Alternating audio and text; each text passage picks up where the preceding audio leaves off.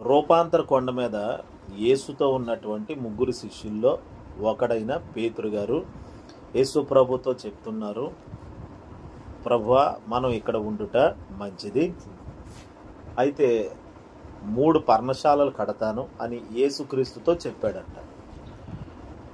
ఇక్కడ ఉండుట మంచిది చెప్పండి. ఎక్కడ ఎక్కడ అంటే కొండ మీద. దేనిని బట్టి పేతురు గారు ఆ మాట అన్నారు అని అంటే, ఇక్కడ జరిగిన సందర్భం ఏంటంటే యేసుక్రీస్తు ప్రార్థన చేయడానికి కొండ మీదకి వెళ్ళారు. ఆయన వెళ్ళేటప్పుడు ముగ్గురు శిష్యుల్ని వెంట పెట్టుకుని వెళ్ళారు. 12 మందిలో ముగ్గురిని తీసుకెళ్ళినప్పుడు ఆ కొండ మీద ప్రార్థన చేస్తుంటే అక్కడ యేసుక్రీస్తు రూపాంతరం చెందారు. ఆయన ముఖము సూర్యుని వలె ప్రకాశించింది, ముఖం మారింది. తర్వాత ఆయన వస్త్రాలు కూడా దగదగా మెరిశాయి, ప్రకాశిస్తున్నాడు తెల్లగా. అయితే ఇదంతా చూశారు ఎవరో శిష్యులు. చూసిన శిష్యులు ఈ లోపల ఆయనతో మాట్లాడటానికి 2 వచ్చారు. ఆ 2 ఎవరో? మోషే, ఏలియా. వారికి కనబడ్డారు, ఆయనతో మాట్లాడుతున్నారు. ఎవరితో మాట్లాడుతున్నారు? యేసుక్రీస్తుతో వచ్చిన 2 అతిథులు అనుకోండి. హల్లెలూయా. అతిథులు వచ్చిన వాళ్ళు ఎవరింటికి వచ్చారో వారితో మాట్లాడతారు కదా. అలాగే యేసుక్రీస్తు కోసమే వచ్చారు, ఆయనతో మాట్లాడటానికే వచ్చారు. మనం ఇక్కడ ఓ పాఠం నేర్చుకోవాలి. మనం ప్రార్థనకు వచ్చినప్పుడు ఎవరితో మాట్లాడాలి? చర్చికి వెళ్ళాం. చర్చికి వెళ్ళిన తర్వాత మన పని ఏమిటి? దేవునితో సహవాసం చేయడానికే వెళ్ళాలి, ఆయనతో మాట్లాడటానికే వెళ్ళాలి, అంటే ప్రార్థన చేయడానికి వెళ్ళాలి. లేక ఆయన చెప్పే మాటలు ఇలా వాక్యం చెప్పేటప్పుడు వినడానికి. ఇంతే, వినడము మాట్లాడటము, ఈ 2 పనులే ఉంటాయి చర్చికి వెళ్తే. ఏ చర్చికైనా వెళ్ళినా ఆయనతో కనెక్టివిటీ కలిగి ఉండటం కోసమే, యేసుక్రీస్తుతో కలిసి ఉండటం కోసమే మనం చర్చికి వెళ్ళాలి. అంటే మా అన్నయ్య వస్తాడు కాబట్టి, మా బంధువులు అక్కడికి వస్తారు కాబట్టి వెళ్తున్నాను చర్చికి అని ఎప్పుడు వెళ్ళకూడదు. మేమందరూ మా కుటుంబాలన్నీ ఒక చర్చికి వెళ్తామండి, ఎక్కడెక్కడో ఉన్న వాళ్ళు అందరూ వస్తారండి అని మనుషుల కోసమే వెళ్ళకూడదు. ఇంకొకరిని ఫ్రెండ్స్ని కలుసుకోవడానికి వెళ్ళకూడదు. చర్చి అనేది మనుషులను సంక్రమించి కూర్చోబెట్టే అది బజార్ లాంటిది కాదు. అది చర్చి అనేది దేవునితో మనుషులు కలిసి కూర్చోవడానికి అవకాశంగా ఉండే ఒక స్థలం అది. హల్లెలూయా. దేవుణ్ణి కలుసుకునే స్థలం అది, దేవుణ్ణి మీట్ అయ్యే మీటింగ్ ప్లేస్ అది. హల్లెలూయా. మీటింగ్ అంటే ఎవరిని మీట్ అవ్వటానికి, ఎవరిని కలవటానికి అంటే దేవుణ్ణి కలవటానికి. ఆయన మనల్ని కలుస్తాడు, మనము ఆయన కలుస్తాం. చర్చికి ఎప్పుడు వెళ్ళినా మనం గుర్తుపెట్టుకోవాలి, నేను దేవునితో మాట్లాడటానికి వెళ్తున్నాను. 2, ఆయన నాతో మాట్లాడేటప్పుడు నేను వినడానికి వెళ్తున్నాను. వినడానికి వెళ్ళాలి, మాట్లాడడానికి వెళ్ళాలి, 2 ఉండాలి. అంటే మాట్లాడడం కూడా తెలియాలి మనకి, ఏం మాట్లాడుతున్నామో కూడా. అంటే ప్రార్థన ఎలా చెయ్యాలో తెలియాలి. ఇప్పుడు చూడండి, ప్రార్థన నేర్చుకోవాలి. హల్లెలూయా. ప్రార్థన చాలా అవసరం. అది ఎటువంటి అంశము చెప్పినా వెంటనే టక్కున ప్రార్థన చేసే అభిషేకం మనం పొందుకొని ఉండాలి. ప్రార్థన నేర్పించేది కాదు, అది ఒక భారం. అది ఒక భారము. పిల్లోడికి ఫీజు కట్టాలి, టీచర్ ఏమో పిల్లోడిని అడుగుతున్నారు, అరే నువ్వు ఫీజు కట్టకపోతే నీకు హాల్ టికెట్ ఇవ్వను, నిన్ను నెక్స్ట్ తరగతిలోకి పంపించను అని అంటే వాడు వెంటనే సరసరా వచ్చేసి వాళ్ళ డాడీని, డాడీ ఫీజు కట్టు అని అంటాడు. వాళ్ళ నాన్న అడుగుతాడు, నాకు ఎందుకంటే తెలియదు అని అంటాడా? మా డాడీకి చెప్తాను మేడం అని చెప్తాడు. ఇంటికి వచ్చి వాళ్ళ డాడీతో మాట్లాడతాడు. దాని కొరకు ఎలా మాట్లాడాలి ఏమిటి అని ఏమైనా ట్రైనింగ్ తీసుకుంటాడా? ఏం తీసుకోడు. డాడీ ఫీజు కట్టమన్నారు డాడీ, స్కూల్లో అడుగుతున్నారు డాడీ అని చెప్తాడు. అదే మనకి ఏదైతే అవసరమో దానిని ప్రభువుకు తెలియపరచడమే నిజమైన ప్రార్థన. అదే ఒక భారం. అది మనకి భారం ఉంటే ప్రార్థన వచ్చేస్తుంది. భారం లేకపోతే, అవగాహన లేకపోతే ప్రార్థన చేయగలం. ప్రతి ఒక్కరూ ప్రార్థన మాట్లాడలేరండి. మనం ఎవరు మాట్లాడలేమా? చిన్నపిల్లలు కూడా మాట్లాడతారు. హల్లెలూయా. చిన్న పిల్లలు కూడా చాలా జ్ఞానంగా చక్కగా మాట్లాడతారు. మరి ఎందుకు ప్రార్థన అంటే దేవునితో సరిగ్గా ఎందుకు మాట్లాడడం రావట్లేదంటే ఆయనతో కూర్చుంటే అలవాటైతే మాట్లాడడం వస్తుందండి. అలవాటు అవ్వాలి, దేవునితో మాట్లాడడం అలవాటు అవ్వాలి. ప్రార్థన అలవాటు ఉంటే ప్రార్థన వస్తుంది. అప్పుడే కొత్తగా మనం కొత్తగా పరిపాలనలోకి వచ్చినోడికి ఏమీ తెలియదు అన్నట్లుగా ఉంటే వాడు ఇంకేం పరిపాలన చేస్తాడు? అలాగా కొత్తగా వచ్చేది కాదు. మనం ఆయనతో తరచుగా మాట్లాడుతుంటే, ఆయనతో మాట్లాడగా ఓ రోజు పూర్తిగా మాట్లాడడం వస్తుంది మనకి. అలా మాట్లాడడానికి పరిశుద్ధాత్ముడు మనలో ఉండి మనకు మాటలు అందిస్తాడు. ఇలా ప్రార్థన చేయి, ఇలా చేయి అని. అందుకని పరిశుద్ధాత్మ సహాయం వలన మనము ప్రార్థన చెయ్యాలి. హల్లెలూయా చెప్పండి. ఏ సహాయం వలన? దేవుని ఆత్మను పొందుకుంటే ఆ పరిశుద్ధాత్ముడే మనలో ఉండి విజ్ఞాపన చేస్తాడు, మనకు మాటలు అందిస్తాడు. ఇదిగో ఇది అడుగు, ఇది చెప్పు. అప్పుడు మనం సొంత ప్రార్థన రాదు. దేవుని ఆత్మ మనలో ఉండో గొప్ప ప్రార్థన చేస్తాడు. 10 నిమిషాలు ప్రార్థన చేయబోయి గంట చేస్తాం మనం. అందుకనే దేవుని బిడ్డలారా, మనం ఆయన ఉండే స్థలానికి వచ్చినప్పుడు ఆయన్నే కలుసుకోవాలి. చాలామంది చర్చికి వస్తారా, వచ్చిన తర్వాత ప్రభువుని కలుసుకోరు, ప్రభుతో మాట్లాడరు, ప్రభు చెప్పింది కూడా వినరు. కొన్ని చోట్ల పిచ్చాపాటి మాటలు మాట్లాడేసి, వ్యర్థమైన మాటలు మాట్లాడేసి తిరిగి వెళ్ళిపోతారు. వచ్చింది ఎందుకు అసలు చెప్పండి? దేవుని కలుసుకోవడానికే వచ్చాం. దేవునితో మాట్లాడకుండా వెళ్ళిపోతే ఎలాగా?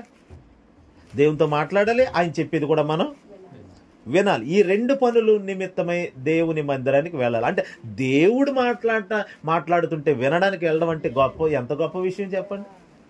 ఆదివారం ఎంత పండగ మన జీవితాలకి. దేవుడు మాట్లాడుతున్న దేవుని దగ్గరికి మనం వెళ్తున్నాం. హల్లెలూయా. మాట్లాడని దేవుని దగ్గరికి వెళ్తలేదు మనం. ఆయన ఒక విగ్రహంలో కూర్చోబెట్టి, ఆయన ఒక విగ్రహాన్ని ఆ కుర్చీలో కూర్చోబెట్టి మనకి విగ్రహం చూపిస్తలేదు చర్చిలో. ఆయన మాట్లాడతాడు, దైవ సేవకుల్లో నుండి అయినా మాట్లాడతాడు. మాట్లాడే దేవుని దగ్గరికి వెళ్తున్నాం, మాట్లాడే దేవుణ్ణి కలుసుకోవడానికి వెళ్తున్నాం మనం. హల్లెలూయా. అందుకనే ఆయన చూడండి, ఎవరైనా ఇప్పుడు ముఖ్యమంత్రి గారు మాట్లాడేటప్పుడు వాళ్ళ ప్రతి మాట వడపోసినట్లుగా ఉండాలి. అది ఎలా పడితే అలా మాట్లాడేయడానికి, ఏది పడితే అది మాట్లాడేయడం కుదరదు. గబుక్కున మాట వదిలేశారనుకోండి, మళ్ళీ వెనక్కి తీసుకోలేరు. ఎందుకంటే ఒక పదవిలో ఉన్నారు, పవర్లో ఉన్నారు కాబట్టి. అందుకని మాటలు చాలా పొదుపుగా మాట్లాడతారు, ఎక్కువగా మాట్లాడరు. వాళ్ళ మాటలకు చాలా వాల్యూ ఉంటుంది. ఈ మీడియా వాళ్ళు, రిపోర్టర్స్ అందరూ వెళ్ళి ప్రతి మీడియా వెళ్ళి మైకులు పెడతారు. ప్రింట్ మీడియా వాళ్ళు వెళ్తారు, ప్రతి మీడియా వాళ్ళు వెళ్ళి రాసుకునే వాళ్ళు రాసుకుంటారు. వాళ్ళకు ఒక కోడ్ ఒకటి ఉంటుంది, ఇంకా ఆ కోడ్లో రాసుకుంటారు. అని చాలా విలువైనవి రాసుకుంటారు. ఇలా అన్నారు ముఖ్యమంత్రి గారు అని. మరి ఒక నాయకుడు మాట్లాడితేనే మనుషులు ఎగబడుతున్నారు వినటానికి. మరి దేవుడు మాట్లాడుతుంటే మనం ఎందుకు వినడానికి ఎగబడతలేదు? దేవుడు కదా మాట్లాడేది. నేను పెందల కడనే లేచి నేను మీతో మాట్లాడుతున్నాను గాను మీరు విననవుతారు. నా మాట విననొల్లని వారిగా ఉన్నారు. విననొల్లని ప్రజలకు శ్రమ అన్నాడు దేవుడు. అందుకని దేవుడు మాట్లాడుతుంటే మనం వినడానికి వెళ్ళాలి. అల్లే వినుట వలన ఏం కలుగుతుంది? విశ్వాసం కలుగుతుంది అని వాక్యంలో. విశ్వాసం మన దగ్గర ఉంటే విశ్వాసం కార్యాలు చేస్తారు. ఈరోజు కార్యాలు ఎందుకు జరుగుతలేదంటే విశ్వాసం లేదు. మరి విశ్వాసం రావాలంటే వినాలి, వాక్యం వినాలి, దేవుని మాటలు వింటూ ఉంటే అది మనలో విశ్వాసం అనే కొండను తయారు చేస్తుంది. మనలో ఏ కొండ వస్తుంది అప్పుడు? విశ్వాసం అనే కొండ ముందు ఏ కొండైనా పొడైపోతుంది. విశ్వాసాన్ని ఉపయోగిస్తే మామూలుగా ఉన్న పెద్ద పర్వతం కూడా నీటిలో పడిపోద్దని దేవుడు చెప్పాడు. ఈ కొండను చూచి అదిగో నువ్వు వెళ్ళి సముద్రంలో పడు అంటే అది వెళ్ళి సముద్రంలో పడుతుందని చెప్పాడు. అంటే కొండ పెద్దదా, విశ్వాసం పెద్దదా? ఏది గొప్పది? విశ్వాసం గొప్పదా, ఆ కొండ గొప్పదా? మీకు తెలుస్తలేదా? విశ్వాసం గొప్పదే. యేసునందు విశ్వాసం ఎలా వస్తుందంటే వినటం వల్లనే వస్తుంది, ఆయనతో మాట్లాడటం వలన పొందుకుంటాం. కాబట్టి దేవుని బిడ్డలారా, మోషే, ఏలియా ఆ రూపాంతర కొండ మీద ఆ మహిమలో ఉండి వారు ఆయనతో మాట్లాడుతున్నారు. చెప్పండి, ఎవరితో? యేసుతో మాట్లాడుతున్నారు. వారు కూడిన చోట్లో ఇంకెవరితో మాట్లాడుకుంటలేదు, ఒకరినొకరు మాట్లాడుకుంటలేదు, ఒకరినొకరు బాతా కానీ వేస్తలేదు.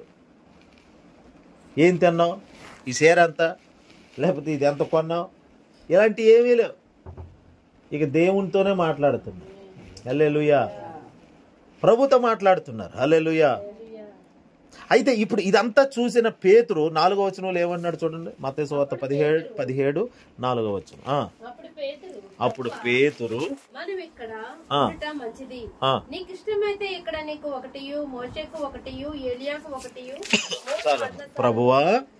ప్రభువా మనం ఇక్కడ ఉండుట మంచిది అనండి. అందరూ మనం ఇక్కడ ఉండుట మంచిది అనండి ఒకసారి.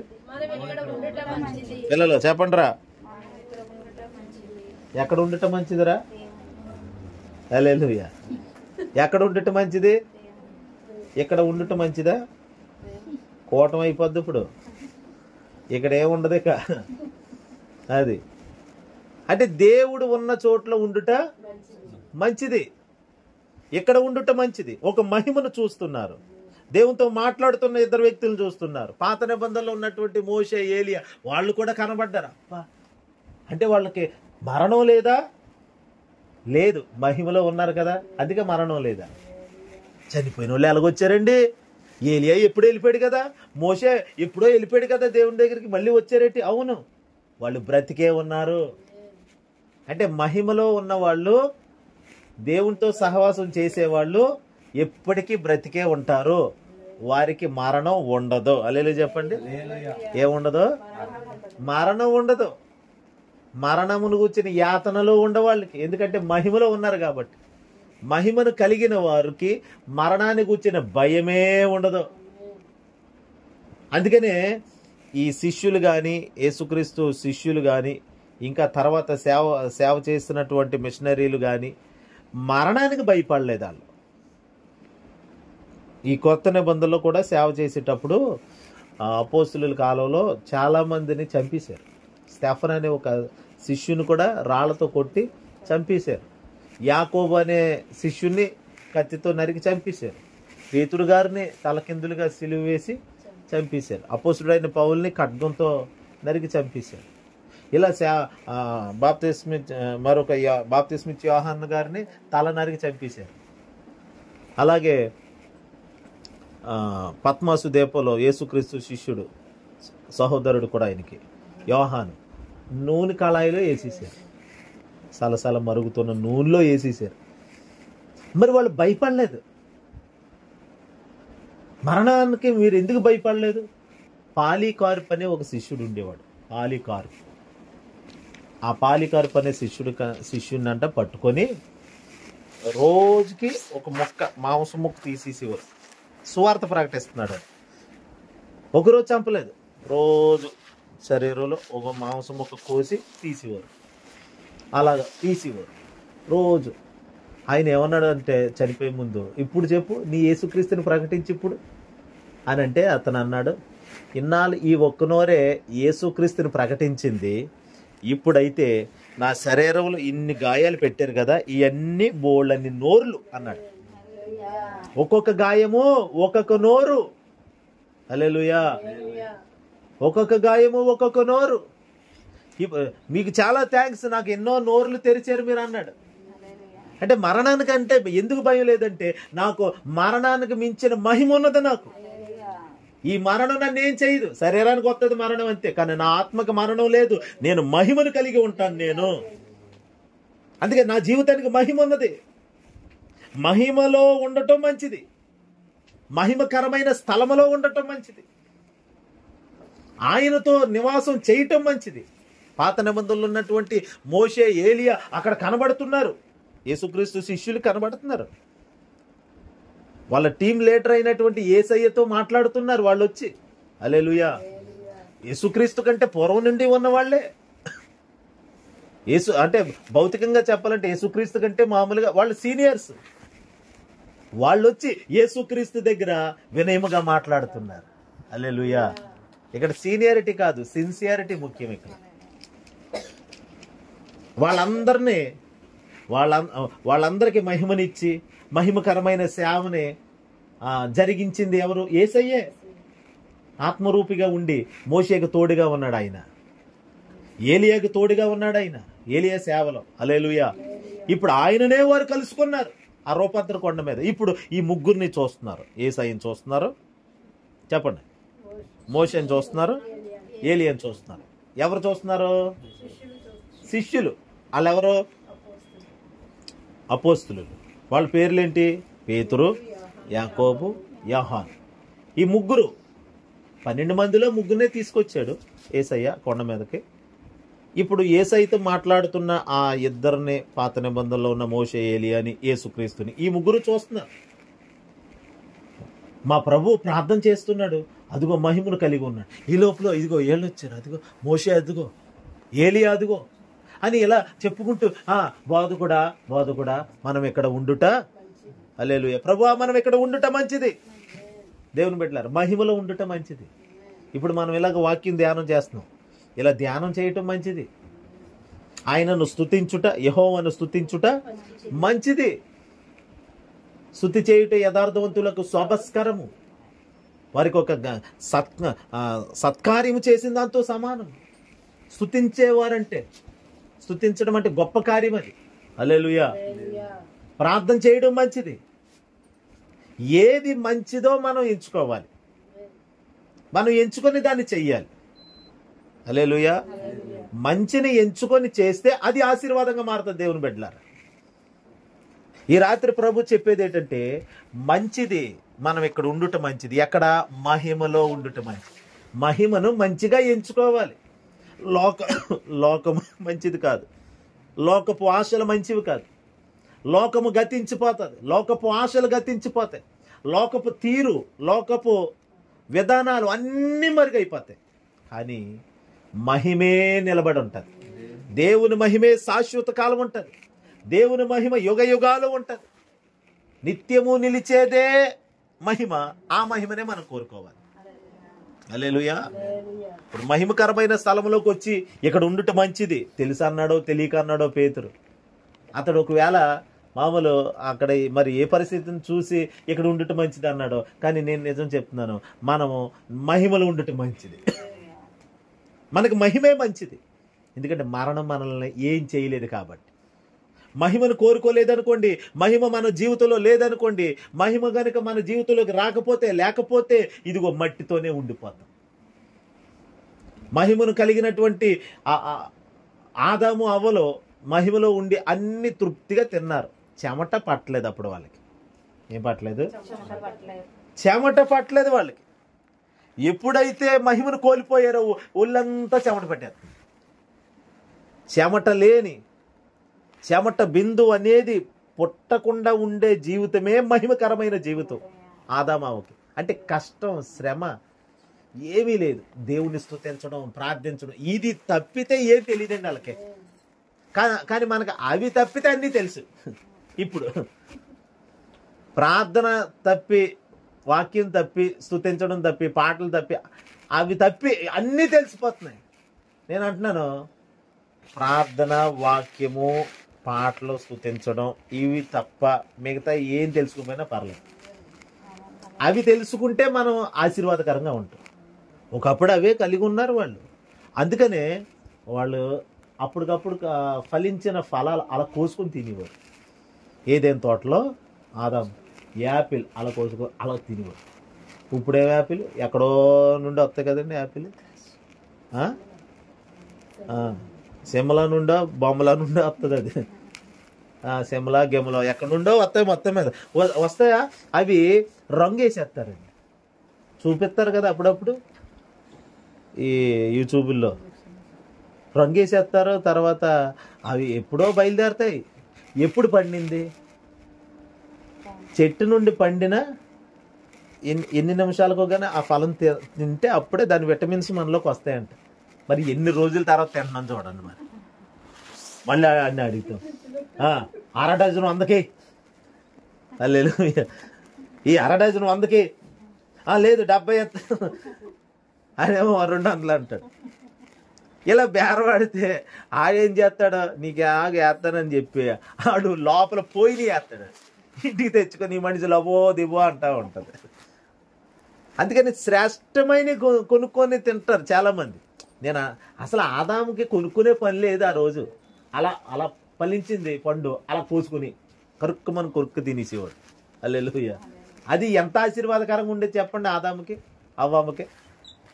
ఆ ఫలాలు తెచ్చి ఇస్తే పర్లేదు, తినకుండా ఫలాలు తెచ్చి, తినకుండా ఫలాలు కూడా ఉంటాయి కదా, ఈ గన్నేరు పప్పు తినొచ్చా మనం, ఇంకా ఏ ఉంటాయి కొన్ని తినకూడదు.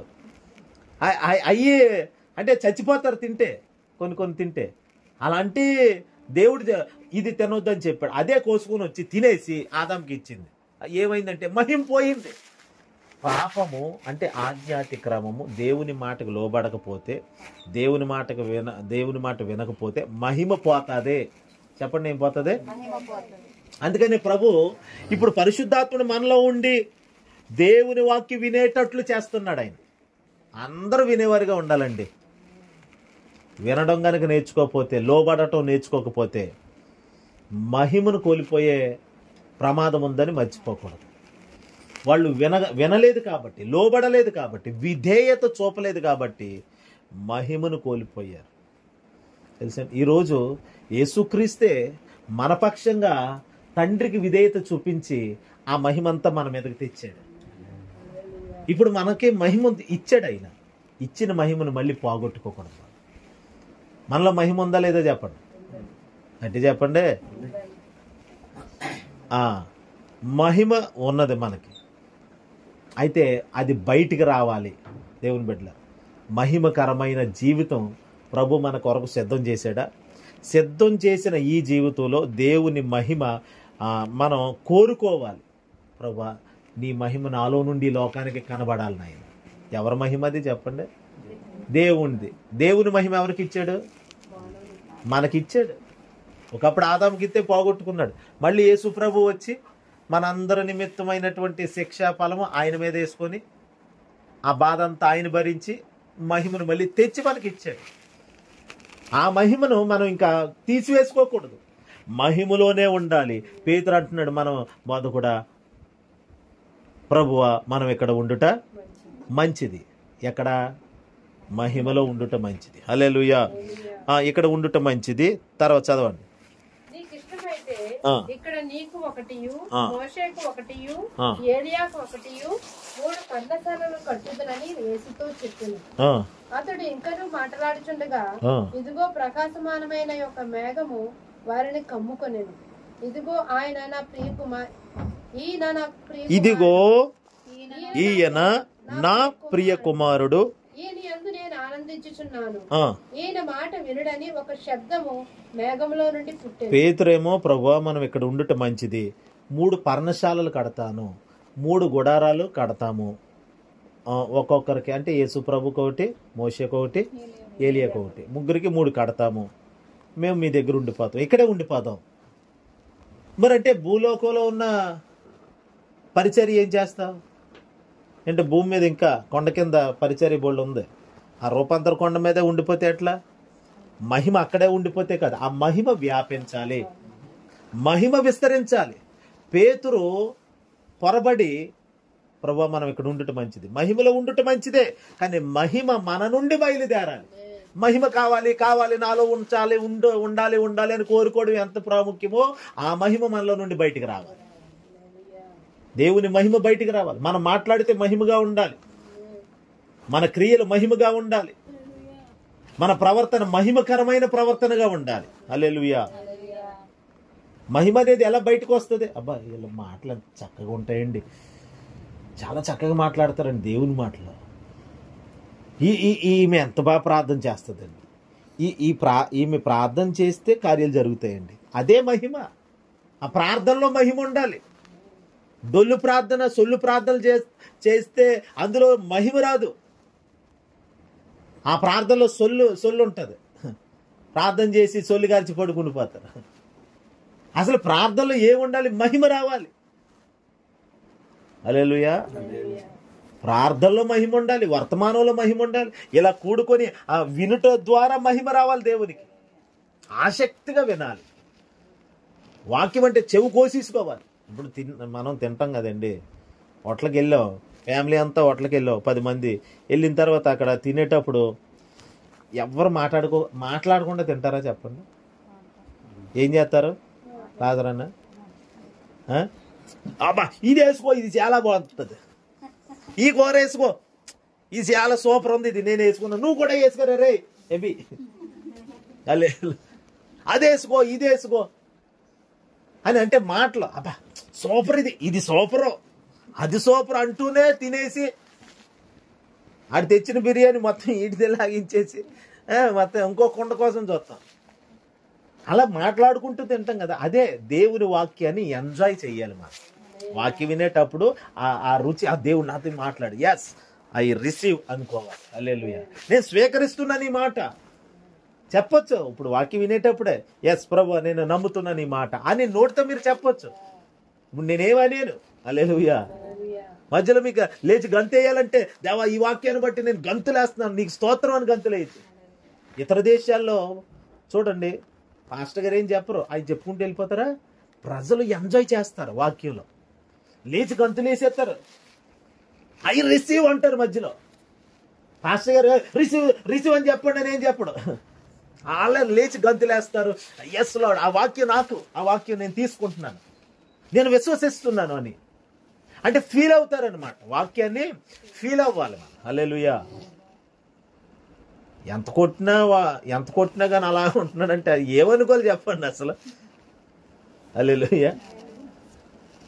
ఇప్పుడు ఒకరితో మాట్లాడుతున్నామండి, తిరిగి రెస్పాండ్ అవ్వకపోతే ఆడు అలాగే ఉన్నాడు అనుకోండి, అరగంట మాట్లాడిన తర్వాత ఆడు ఇంకా అలాగే ఉన్నాడు. బెల్లం కొట్టిన మొక్కలాగా ఉన్నవే మాట్లాడా అంటావా లేదా? అలా అంటాం కదండి. అంటే తిరిగి అవుననో కాదో ఏదో చెప్పరా. పెళ్లి చూపులైని అమ్మాయి అబ్బాయి 3 గంటల సేపు చూసుకున్నారు. అమ్మ చూపులు అయిపోయినాయా? అయిపోయినాయి. ఇప్పుడు ఏంటి నిర్ణయం ఏంటి? ఇంకో 3 గంటలు చూస్తాను, చెప్పు తీసి కొడతారండి. ఎందుకని? చూసుకోవడం కాదు, రెస్పాండ్ అవ్వాలి. అమ్మాయి నచ్చిందానో ఏదో చెప్పరా, రే ఈ మొఖానికి నచ్చిందా, నీకే అసలు ఎక్కువ అమ్మాయి నచ్చిందండి, అమ్మాయి కూడా చెప్పాలి అబ్బాయి నచ్చాడు. ఇలా మాటలు తిరిగి రెస్పాండ్ అవ్వాలి. నేను అనేది ఏంటంటే వాక్యం వినేటప్పుడు మనలో నుండి రియాక్షన్ రావాలి. హల్లెలూయా. రెస్పాండింగ్ ఉండాలి మనలో. తిరిగి మళ్ళీ మాట్లాడాలి. మాట్లాడొచ్చు దేవునితో. వాక్యం వినేటప్పుడే అన్య భాషలు మాట్లాడటమో, స్తుతి అని చెప్పడమో, స్తోత్రం అని చెప్పడమో, హల్లెలూయా అని చెప్పడం, ఎస్ లార్డ్ అని లేచి గంతులేయటమో, ఎంజాయ్ చేయాలి దేవుని వాక్యాన్ని, సెలబ్రేట్ చేసుకోవాలి దేవుని వాక్యాన్ని. హల్లెలూయా. ఎవడదో బర్త్డే అయితే రోడ్డు మీద మధ్యరాత్రి 12 గంటలకి బండి మీద కేక్ పెట్టి, ఆడెవడదో బర్త్డే అయితే మొత్తం గ్యాంగ్ అంతా ఏకమయ్యి,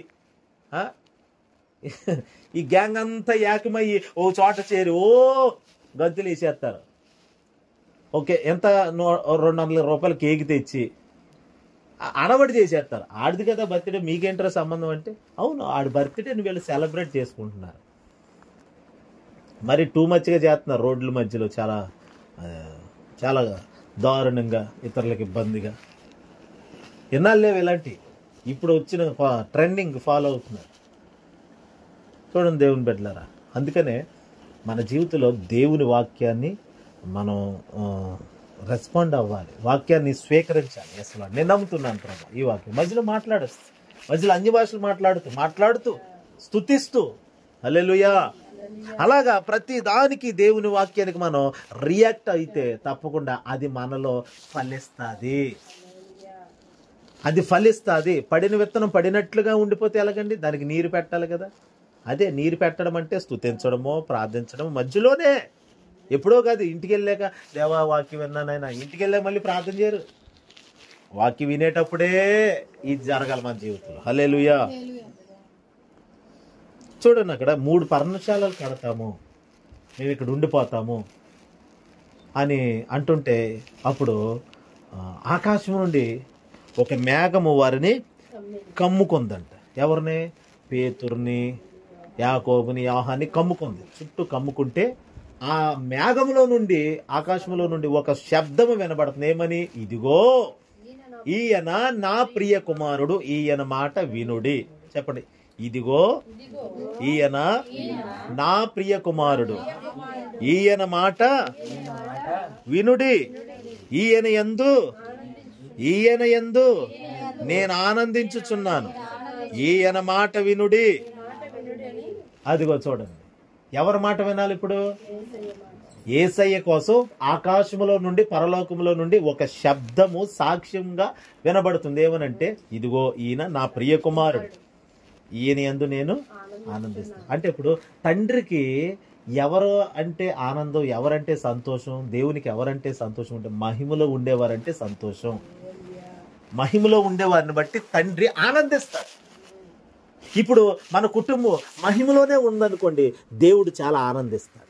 మహిమలో ఉండడం అంటే ఏంటి? ప్రార్థనలో ఉండటం, హల్లెలూయా, స్తుతించటం, వాక్యాన్ని కలిగి ఉండటం. బయటికి వెళ్ళినప్పుడు ఉదాహరణకి కిరాణా కొట్లో మనం 100 ఇచ్చాం, తిరిగి అతను 50 రూపాయలు కొన్నాం, మనకు తిరిగి ఎంత ఇవ్వాలి? 50 ఇవ్వాలి. కానీ 50 ఇవ్వలేదు, 60 ఇచ్చేసాడు. ఏం చేయాలి? తిరిగి 10 ఇచ్చేయాలి. అప్పుడు వెంటనే వాక్యం గుర్తుకొచ్చి, అమ్మో 10 ఇచ్చేసాడు, మనం అన్యాయంగా ఎవరిది ఉంచుకోకూడదు అని వాక్యాన్ని బట్టి ఆ 10 ఇచ్చేసామనుకోండి, అదే దేవుని మహిమ. వాక్యానుసారమైన జీవితం అంటే అదే. అబద్ధం ఆడాల్సి వచ్చింది, కానీ అబద్ధం ఆడకుండా, అబద్ధం ఆడకూడదని వాక్యంలో ఉంది కదా, నేను ప్రభు బిడ్డను కాబట్టి వాక్యాన్ని బట్టి అబద్ధం ఆడకుండా ఉంటే, అంటే ఏదో జరుగుతుందని బట్టి భయపడకూడదు. అబద్ధం చెప్తే ఏదైనా కీడు వచ్చేస్తుందేమో అని కాదు, అబద్ధం చెప్పకూడదని ప్రభు చెప్పాడు. వాక్యాన్ని బట్టి మనం అబద్ధం ఆడకూడదు అంతే. వాక్యాన్ని బట్టి దొంగిలించకూడదు, వాక్యాన్ని బట్టి మనం పాపం చేయకూడదు. అందుకు దేవుడు మనల్ని ఆశీర్వదిస్తాడు, నా మాటకి నా పిల్లలు లోబడుతున్నారు అని. హల్లెలూయా. ఒకవేళ వాక్యాన్ని జ్ఞాపకం చేసుకోకుండా అబద్ధం ఆడాల్సిన చోట, అమ్మో ఇప్పుడు అబద్ధం ఆడితే లేనిపోని గొడవలు వస్తాయి, ఎందుకులే అబద్ధం ఆడకూడదు అని అబద్ధం ఆడకుండా ఉంటే దానివల్ల ప్రయోజనమే ఉండదు. కానీ వాక్యాన్ని బట్టి ఆ పని చేస్తే, ఏ పని? అబద్ధం ఆడాలి, కానీ ఆడతాలేదు. నేను నా దేవుడు నాలో ఉన్నాడమో, నేను దేవునికి భయపడేవాడిని, నేను అబద్ధం ఆడను అనుకున్నామనుకోండి, అబద్ధం ఆడకుండా ఉన్నామనుకోండి, దేవుడు మనల్ని బ్లెస్ చేస్తాడు, ఆశీర్వదిస్తాడు. ఆశీర్వాదం మన తలల మీదకి వస్తుంది. అప్పుడు వాక్యము వలన మనం ఆశీర్వదించబడతాం. అంటే దేవుని మహిమ బయటికి రావాలి. హల్లెలూయా. ఇప్పుడు మహిమ ప్రకటించబడాలి, బయటికి రావాలి. ఇక్కడ ఉండటం మంచిది, మహిమలో ఉండటం మంచిది, కానీ ఆ మహిమ బయటికి రావాలి. పేతురు ఏదో అనాలోచనగా ఇక్కడే ఉండిపోదు, వద్దు, అక్కడ నుండి ఆ మహిమను బయటికి తీసుకెళ్ళాలి మనం. మీరు కొట్లకి వెళ్ళినప్పుడు, మార్కెట్కి వెళ్ళినప్పుడు, బజార్కి వెళ్ళినప్పుడు, లేకపోతే రోడ్డు మీద నడిచి వెళ్ళేటప్పుడు, పిల్లలు స్కూల్కి వెళ్ళినప్పుడు, లేకపోతే మీరు పనులు చేసుకునేటప్పుడు, ఉద్యోగానికి వెళ్ళినప్పుడు, వ్యాపారానికి వెళ్ళినప్పుడు, ప్రయాణాలు చేస్తున్నప్పుడు, ఏదో ఊరు వెళ్ళినప్పుడు, ఎక్కడ చూసినా దేవుని మహిమను పట్టుకుని వెళ్ళాలి. దేవుని మహిమను పట్టుకొని వెళ్ళాలి. అలా పట్టుకొని వెళ్తే దేవునికి మహిమ కలుగుతుంది. మనం ఆ మహిమను ఇవ్వాలి బయటికి. హల్లెలూయా. అందుకనే ఇది వీళ్ళకి అర్థమయ్యేలా చెప్పాలని తండ్రి అయిన దేవుడు ఆకాశం నుండి మాట్లాడుతూ, ఇదిగో ఈయన నా ప్రియ కుమారుడు, ఈయన యందు నేను ఆనందిస్తున్నాను. ఈయన మాట వినండి మీరు. ఆయన ఏం చెప్తాడో అది మీరు వినండి. హల్లెలూయా. మోషే సమానం కాదు యేసుతో, ఏలియా యేసుతో సమానం కాదు. వాళ్ళిద్దరు కలిగి ఉన్న మహిమ అది యేసయ్య మహిమ. అది హల్లెలూయా. వాళ్ళిద్దరు కలిగి ఉన్న మహిమ యేసయ్య మహిమ. వాళ్ళు కలిగి ఉన్న మహిమ తీసుకొచ్చి యేసయ్య మహిమలోనే కలిసారు వాళ్ళు. హల్లెలూయా. మనకి ఏ మహిమ ఉన్నా అది ఆయనకే చెందిన మహిమ. అది హల్లెలూయా. నేను బాగా ప్రసంగం చెప్పగలను, అది ఆయనకి చెందిన మహిమ. అది నేను అద్భుతాలు చేయగలను, స్వస్థతలు చేయగలను, ఇదంతా మహిమే, ఇదంతా ఆయనకి చెందిందే, నాది కాదు అది. హల్లెలూయా. మనకు దేవుడు ఏది ఇచ్చినా, హల్లెలూయా, అది దేవుడిచ్చిన మహిమ. రోగులు, చనిపోయిన వాళ్ళు ప్రార్థన చేస్తే బ్రతికారు, ఆ మహిమ కూడా అది దేవుడిదే, అది మంది కాదు. హల్లెలూయా.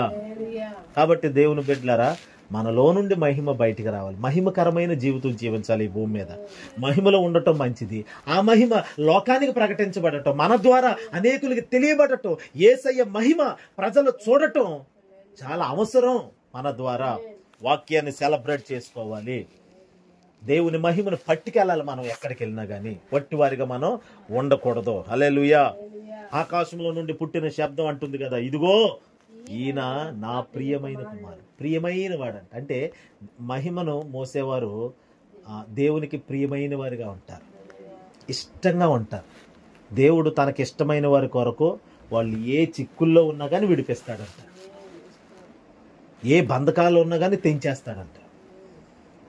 ఈయన నా ప్రియ కుమారుడు, ఈయన యందు నేను ప్రియమైన వారి పట్ల ఆనందిస్తాడు. ఆయన దేవుడు మనల్ని ప్రేమిస్తున్నాడు. ఆయన మహిమ నీలో ఉంది కాబట్టి దేవుడు నిన్ను ప్రేమిస్తున్నాడు, నిన్ను ప్రేమిస్తున్నాడు, నీ యందు ఆనందిస్తున్నాడు. మరి నీవు ఆయన యందు ఆనందిస్తున్నావా? దేవుడు అంటే నీకు ఆనందం ఉందా? ప్రభు దగ్గరికి వెళ్ళడం అంటే చాలా చాలా సంతోషంగా ఉందండి. ఈరోజు ప్రార్థనకు రావటం. హల్లెలూయా చెప్పండి. ప్రార్థన అయిపోతే సంతోషంగా ఇంటికి వెళ్ళిపోవడం కాదండి. ప్రార్థన ఉందంటే సంతోషపడిపోవాలి మనం. ప్రార్థనకు రావటం అంటే దేవుడు అంటే నీకు ఏది సంతోషం? పాస్టర్ గారు పెట్టారు కాబట్టి బాబోయ్ వెళ్ళకపోతే తిట్టేస్తారు, వద్దు. ఆ భక్తి అస్సలు చేయకూడదు. దేవుణ్ణి బట్టే భక్తి చెయ్యాలి. దేవుడు అంటే నాకు ఇష్టమండి, దేవుణ్ణి నేను చాలా ప్రేమిస్తున్నాను. దేవుని ప్రేమించే చర్చికి రావాలి, దేవుని ప్రేమించే కానుక ఇవ్వాలి, దేవుని ప్రేమించే పరిచర్య చెయ్యాలి, దేవుని ప్రేమించే సమయానికి రావాలి. గట్టిగా చెప్తున్నారు, అందరి ముందు తిట్టేస్తారు సమయానికి వెళ్ళకపోతే అని ఆ భయం వద్దు. దేవునికి భయపడి సమయానికి రావాలి, అది ఆశీర్వాదం మనకి. హల్లెలూయా. దేవుని బిడ్డలారా, కాబట్టి సమయాన్ని వ్యర్థంగా పోనిచ్చుకోకండి. మహిమకరమైన రోజులు మీరు చూస్తారు, మహిమకరమైన కార్యాలు మీరు అనుభవిస్తారు. కాబట్టి దేవుడిచ్చిన మహిమ సామాన్యమైనది కాదు, అది అసాధారణమైన మహిమ. గొప్ప మహిమను దేవుడు మనకి ఇచ్చాడు. ఆ మహిమను కాపాడుకుంటూ ఆ మహిమలో ఉంటూ అదిగో లోకానికి తెలియని వారికి, ప్రభువుని ఎరగని వారికి ఆయన మహిమను ప్రచురించేవారిగా, ప్రకటించేవారిగా, ఆయన మహిమకు సారథులుగా మనం మార్చబడదాం. దేవుడి మాటలు మన వినికిలో దీవించును గాక. ప్రార్థన చేస్తాం.